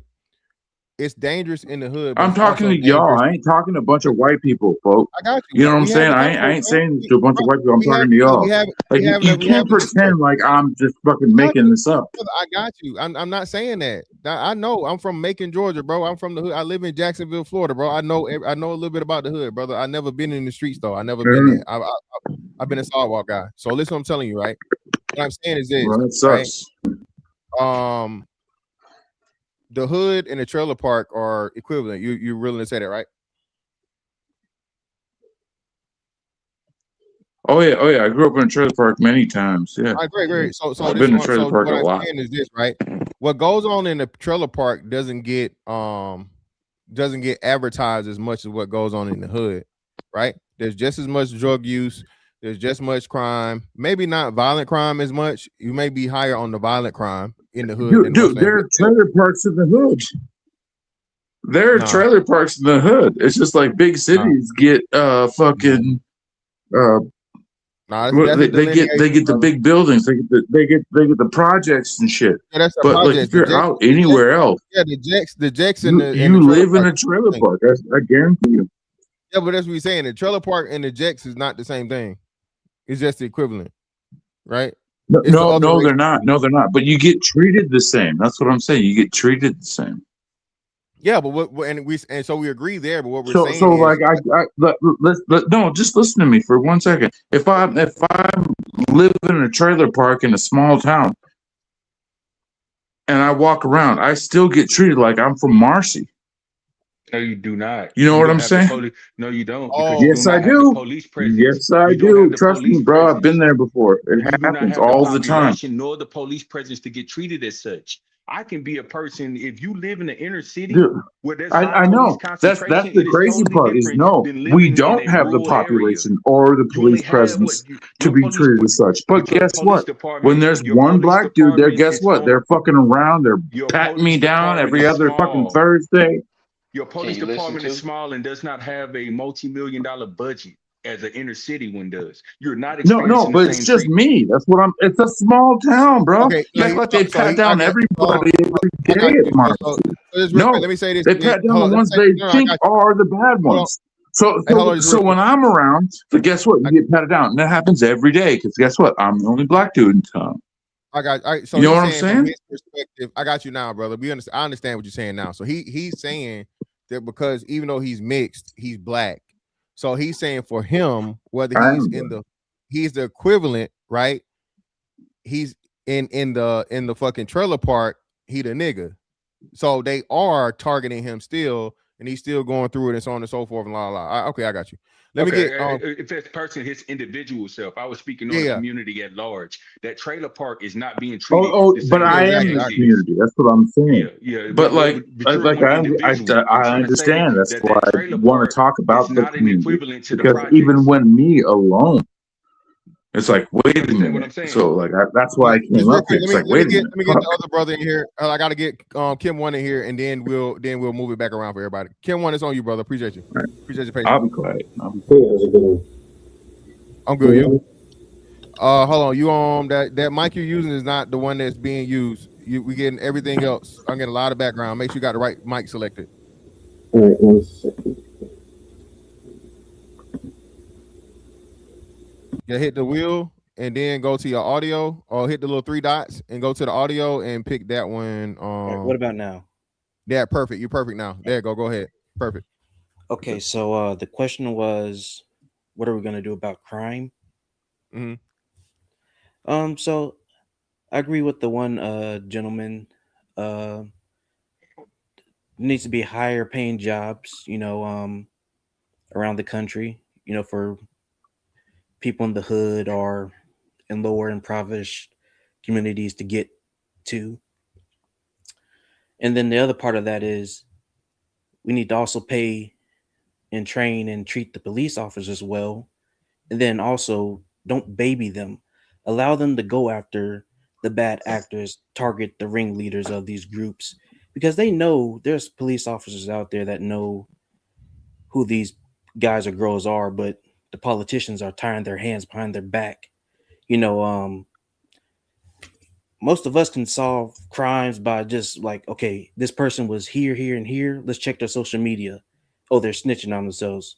By we can figure things out, but politicians are tying the hands of law enforcement, so stopping them from going after these ringleaders and stuff like that. So that's what I think needs to happen is we need more jobs around the country, paying the police officers well, training them properly, and then, not completely cut them loose, but stop tying their back, like let them work. Yeah, I disagree there. They've been working too hard. Police brutality is one of the major things that's been going on. Yeah, but we'll hold them numbers... accountable, give them body cameras, and then if they do something wrong, hold them accountable. You're not, there's bad apples in every industry. I'm not saying let everybody do whatever they want and no police, but I'm saying like these cops are fucking around a lot, and they have been forever.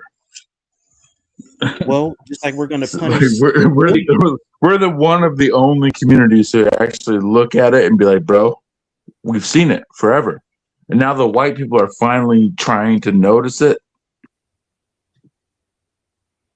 Like, that's a good thing, I think. Hey, look. The fact that cops are fucked. If we're going to severely punish the population, we got to severely punish the bad actors and law enforcement. Now things are going to slip. Most definitely. Yeah. Punish everybody who breaks the law. Most definitely. Everybody who breaks the law. But that's just my take on that. Yeah, and another thing I was just going to say right quick, at some point, we have to stop participating in crime, like Brother King had mentioned, you got certain situations going on. You don't have no money, you're going to rob, you're going to steal, you're going to sell drugs because that's what is immediate that you feel like you can make some money. We have gotten away from criminality because, the 80s, the 90s, the 2000s, when the drug thing was really still jumping, brothers have gotten away from the drug dealing. So we definitely have gotten out of criminality the way it was in the 80s and definitely the 90s, right? And so we've done a good job with that. The statistics tell you. Brother King, you gotta let me talk. We're doing well as a community. Brother King, I know you hear me. You gotta let me talk, brother. I'm sorry. Yeah, you gotta let me talk. If you can't, put it on me because mute or something. I'm sorry. Yeah. So yeah, like I was saying, we've gotten away from it, but we, of course, we can always, do better with participating in criminality and really letting the young people know that if you really do the checks and balances, it don't really add up. You know what I mean? Like, you're not going to get rich being a criminal. No one has. We've seen the best of the best criminals get locked up, right? So we got to really convey that message to our young people that is really is no retirement plan with crime, right? And I think they get it more because, like I said, again, we've gotten away from a lot of the criminality. Crime is not like the way it was. I just think we have to continue to, push that message. So that's far as a solution. And with gaming and a lot of things young people are getting into, a lot of young Black kids are getting into, is also getting them away from crime. Even with getting the NIL deals, right? That's giving a lot of young people something to inspire to, even if it's just getting to the college level. People starting YouTube pages around sports and stuff like that. People, even if it doesn't jump off, because we know YouTube pages is a crapshoot in some cases, but just the idea or the possibility, at least, would keep a lot of young people away from criminality. Can I say something when you finish? Can I say something? Even though, YouTube is a hard thing, it's just like anything else. They're now leaning towards something else as an option instead of committing crime. Maybe I can get my YouTube page popping. Maybe I can focus on sports, getting to college, get an NIL deal. I don't have to make millions. If I can make a couple 100,000, hey, that's not too bad. So young people are definitely exploring different options besides, robbing and stealing. Because to be quite frank, when I was coming through, that was kind of the only option you had outside of getting a job. You didn't have the internet, you didn't have this, you didn't have that. Either the job or business, maybe go to the military. That was kind of the only things, and basketball, football. But it was very limited in what you felt like you could do to get out of the hood. Right. You was trying to say something, J. King? Yeah. I was gonna say, he actually already mentioned it. The military, like that's a great fucking thing for Black people right now. Like, if you're American and you're Black, join the goddamn military. Like, the only thing that's gonna go wrong with you is you might be called the N-word once in a while. But everything else, it's all about marriage. And guess what? You're going to be better than everybody else who joins. You know what I'm saying? Like, I'm telling you, you're going to be better than everybody else. Like, you can fuck up niggas. Like, it's excuse me, but like it's not a bad fucking gig. And you can do it for years and years and years. You can do it for 3 years and start yourself up instead of wasting money and getting a fucking college degree on a loan. You can join the military for 3 years, 4 years. Yeah, man. It's basically the same goddamn thing. Yeah, no. You're right about that, bro. Like I said, I'm retired. So Navy, I just want to shout out the military there. Yeah, I'm retired Navy, man. I promote that here from time to time. I think. Yeah, I just want to shout out the military there. You can do that, bro, and it's not a problem. Yeah, it's 4 years, bro. Like I said, I'm sorry. Go ahead. I'm sorry. And 4 Mr. years changed the whole life, bro. Can you tell them about picking a good MOS? Because that's a key part of the military. Yeah, picking a job that translates, bro, is a major thing. Anything that, especially nowadays, anything that's going to be tech oriented or have like a STEM background or a STEM equivalent, do that. Of course, if you can get into, if you're smart enough to do the nuke program, do the nuke program. All those air traffic control, that's another big one. Air traffic control is not going nowhere no time soon. They're not going to be, that's one of the things that are not going to be phased out by AI anytime soon, because you have to have a person there, just in case the system gets hacked or something. So air traffic control make a whole bunch of money. It's highly stressful, but a whole bunch of money, bro, guaranteed as soon as you get out. Things like that. But yeah, man. Any kind of logistics. Just the VA loan alone, bro. Like I said, home ownership, and shout out to the brothers that mentioned it earlier. Trigger Man, like he said, home ownership alone, bro, would catapult us and be one of those major points of capital, right? Because we know real estate is still the number one form of capital and funds in the country. So if we just had a 25% bump, man, in just 4 years, and you ain't got to retire, you ain't got to love this shit, you ain't to do it forever. 4 years, bro, just to get you, like I said, a trade, Good a job. paid for trade, military preference, veterans preference, security clearance for the most. I think top secret. Yeah. Well, you get a secret, but Yeah, you bro. got Yeah, in any other job you want to go to next, if you have that military background, they choose you first. They don't choose those other dudes. They choose the military dudes first. They choose you before they choose college graduates who have more fucking experience. Like, no, because you let's got pick that guy. You got the experience and you have the training. But yeah. But hey, man, I appreciate you, brother, coming up, bro. We do this every Thursday, bro. So whether you agree, disagree, whatnot, what have you, One Kim One. Hey, man, come up earlier next time, brother. Hit me up because I know you say you wanted to do a show. You know what I mean, especially about the economics and stuff, bro. So just hit me with a DM or hit me with a email. We'll set it up because I definitely want to get your take on a lot of these things. All right, no problem. Yeah, but hey, man, I greatly appreciate you, brothers, for coming up, man. Okay, all right, peace. Yeah, holla. All right, peace. Yep. Hey, man. Throwdown Thursday, man. I guess the word getting out. People starting to come through, bro. I appreciate it, bro. Hey, agree or disagree. You know what I'm saying? We gonna get it done. Shout out to man Calvin Dickinson coming through tonight with a lot of bread, brother. I greatly appreciate you. Another 5 before we end the live. Ain't nothing but some money. Fantastic. They say it's easier to sell dope than work a 9 to 5. Do people really want to get up and go work? Come on, bro. Stop it, man. Calvin, bro, listen, man. That's the niggas talking. We gotta stop listening to the niggas talking, man. According to the niggas, bro, hey, you gotta have a good sell rocks or have a good jump shot, bro. That day and time is over with. The whole idea of selling drugs in 2026, bro, is some loser shit. Point blank, period. No ifs, ands, or buts about it. You can literally make fucking hundreds of thousands, if not millions of dollars off a motherfucking phone app, bro. All right, I promise you, the amount of money you make in the streets is never going to go fucking equate to career where it's 6 figures plus. It's not. That 6 figure plus fucking job, bro, or occupation, a career, whatever you want to call it, skill, right, bro? That shit is guaranteed. That drug dealer that's making whatever little quick fast money he make, that nigga gonna get knocked in probably 3 years or less, and now he gonna lose all that money trying to motherfucking fight trial to stay out of jail. It's not worth it, bro. We got to stop we got to deglamorize this street nigga culture, bro. This drug dealer shit. We gotta kill this shit, bro. Because as long as people are thinking like that's a viable source in this day and age, dog, we're just not gonna be able to move forward. But hey, man,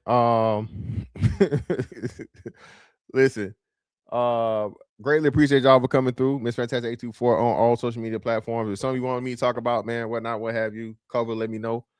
Y'all know how to get in touch with me, bro. Well, anyway, that's it on that one. I'll catch y'all on the next one. Holla. We out.